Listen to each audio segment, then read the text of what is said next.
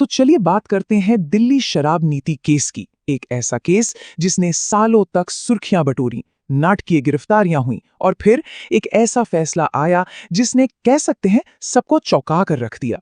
आज हम इसी हाई प्रोफाइल मामले की परतें खोलेंगे, देखेंगे कि कैसे बड़े बड़े राजनीतिक नेता बरी तो हो गए, लेकिन इसकी कीमत बहुत भारी चुकानी पड़ी।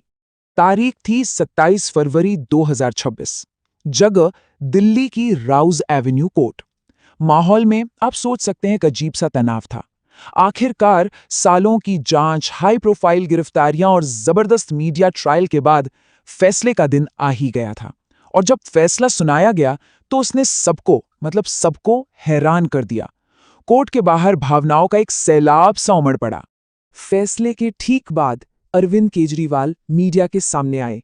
उनकी आंखों में आंसू थे और उनकी आवाज में एक तरह की राहत। उन्होंने जो कहा वो बहुत पावरफुल था। मैंने केवल अपनी जिंदगी में ईमानदारी कमाई है। कोर्ट ने कहा है कि केजरीवाल कट्टर ईमानदार है।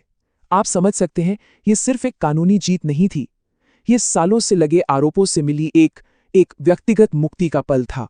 तो हुआ क्या? दिल्ली की एक स्पेशल कोर्ट ने अरविंद केजरीवाल, मनीष सिसोदिया और उनके साथ साथ बाकी सभी 23 आरोपियों को बाइज्जत बरी कर दिया, मतलब अक्विटेड। ये एक ऐसा फैसला था जिसने इस पूरे हाई प्रोफाइल केस में एक जबरदस्त, एक स्टनिंग टर्न अराउंड ला दिया और इसने पूरी पॉलिटिकल बहस का रुख ही मोड़ दिया।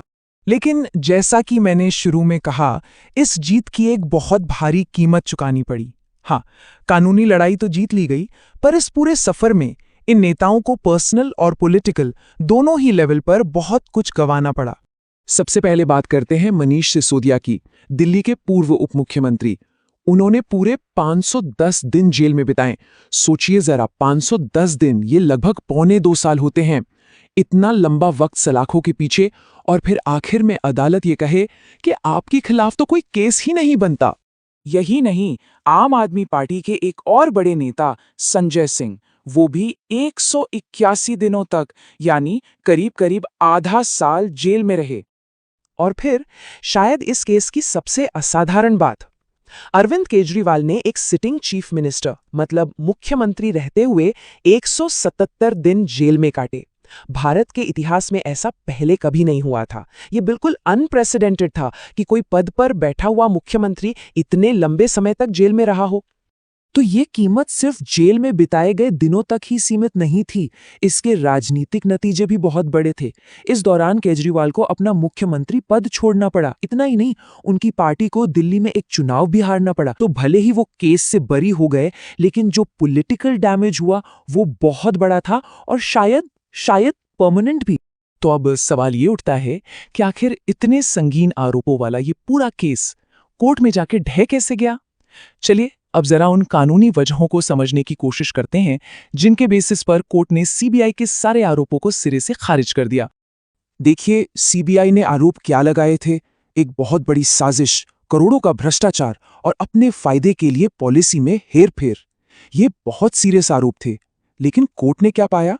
कोर्ट ने पाया कि इन आरोपों का कोई फैक्चुअल बेसिस ही नहीं है। पूरा का पूरा केस ठोस सबूतों पर नहीं, बल्कि सिर्फ अजम्पशंस, यानी कि अनुमानों पर टिका हुआ था। सीबीआई ने जो 1000 पन्नों की चार्जशीट फाइल की थी ना, कोर्ट ने उसे पूरी तरह से, कह सकते हैं, खारिज कर दिया।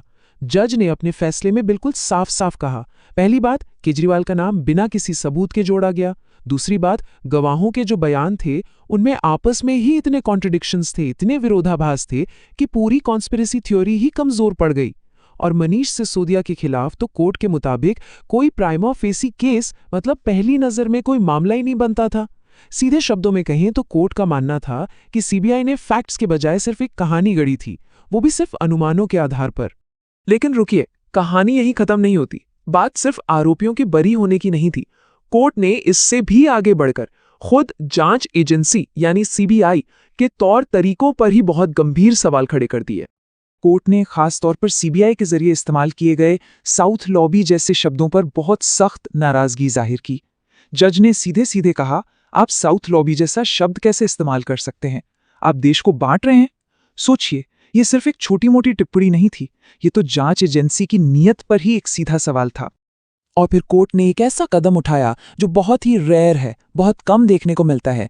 उन्होंने इस केस के जो इन्वेस्टिगेटिंग ऑफिसर थे, उन्हीं के खिलाफ डिपार्टमेंटल इंक्वायरी का ऑर्डर दे दिया। मतलब जांच करने वाले की ही जांच होगी। ये अपने आप में एक बहुत बड़ा और साफ संकेत था कि कोर्ट के हिसाब से इस पूरी जांच प्रक्रिया में कितनी गंभीर खामियां थी।